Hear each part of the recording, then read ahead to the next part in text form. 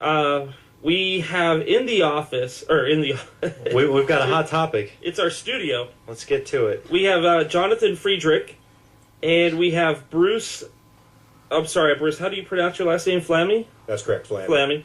And Bruce is an attorney, and he wants to read a quick disclosure just so that he doesn't... well, you know how lawyers are. Go ahead, Bruce. I just wanted to share with the listeners that the comments and the opinions I may give you during the show are not to be used for any particular case. They're going to be general in nature, and that's going to be due to the time constraints of the show. I may not be able to get all the facts that I would normally need to give you an opinion, so I encourage you to speak with your own attorney. And again, these are general comments and opinions, and as always, please, no wagering. Thank you, Bruce. Yeah, and if you guys can, pull the microphone straight in front of your mouth there. We're going to have a bit of a debate over the HOAs. And we're going to take your calls, 733-KXNT, 733-5968. And so, Tiger, how do we want to start this out?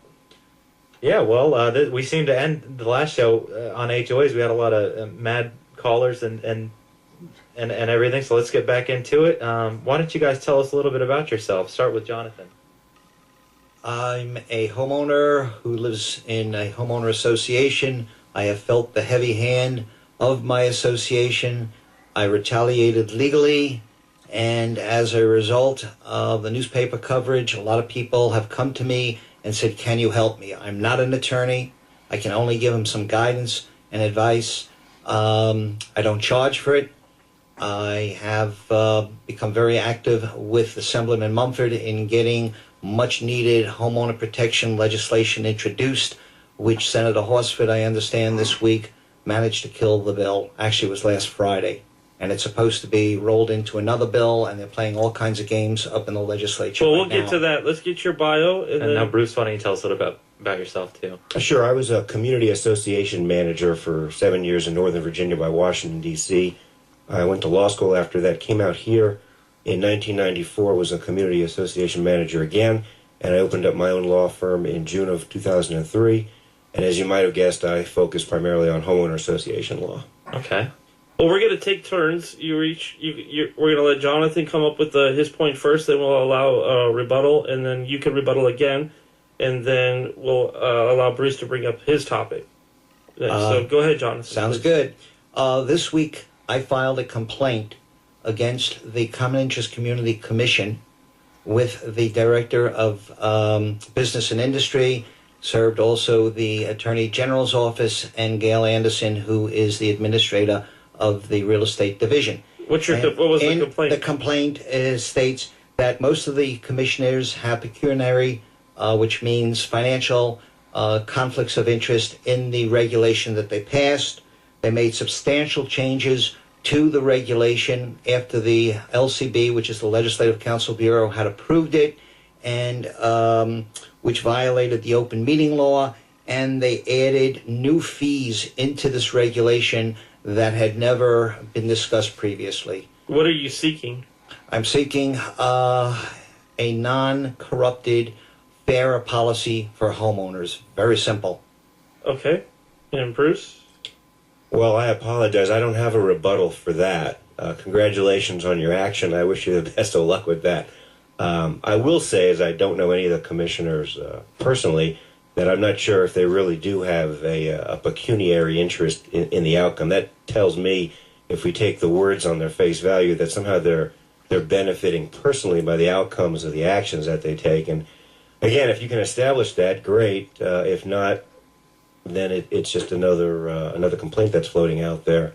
For purposes of a topic, I would offer, which is one of the reasons why I contacted Steve a while back, that just to shift the focus a little bit, that on balance, the associations do work. They do accomplish the objectives for which they were created, and most of the remedies that people feel they need are actually available within the governing documents of the association, or currently under the homeowner association law here in Nevada.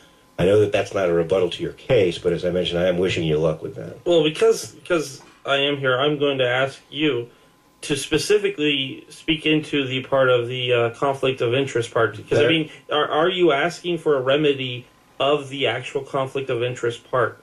Absolutely. The chairman of the commissioner is Michael Buckley. He is an attorney. His firm But what is deals it that you directly want? with homeowner associations. He should have abstained from the voting. Okay. His firm makes a lot of money off of homeowner associations. And he should seek some type of penalty or No. removal. No, What it is should just the accountant commissioner claims he has 200 homeowner associations as his clients, and almost all of the 7 commissioners did disclose that they had had business relationships with these collection companies. This whole regulation dealt with collection fees, which are totally out of control, costing homeowners thousands and thousands of dollars when they owe, in many cases, $100, $200, $400. Okay. Bruce, please give us your topic. Well, let's go back and just establish that a conflict of interest in its simplest terms, rather, is when an individual has to answer to 2 masters. That's how they taught it in law school. One boss says turn left, the other boss says turn right. That's the conflict. You can't do both. And if that's what's present in Jonathan's complaint, then he may be successful. If the complaint is rather, we think you're unduly profiting from something that you're involved in on behalf of the people of the state, and you shouldn't be involved like that, then that's a different matter. But I think we can all agree on that. If there's somebody there who does truly have a conflict of interest and it's hurting these people of Nevada, that it should be remedied. So, It's not being fair to the homeowners. sure, I These are agree. inflated caps. Matter of fact, this all took place last December So 7th. let's let Bruce get to his topic.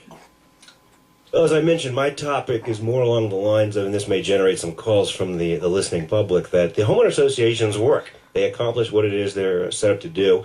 They may not work perfectly, but no human endeavor does. In order for there to be a problem in an association, it requires the failure on the part of any or all of 3 of the following types of people: the contractors, the board members, or the homeowners.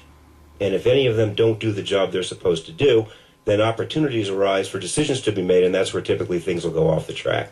But on balance, they do accomplish what they are supposed to accomplish.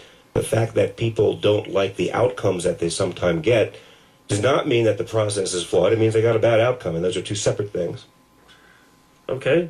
The response to that would be that the state has seen fit to create a document called NRS 116 that now is over 100 pages long, dealing with the governance of HOAs. Why do we need a document that is so complicated, written by attorneys, for attorneys, that boards who are not attorneys can't begin to fathom or understand?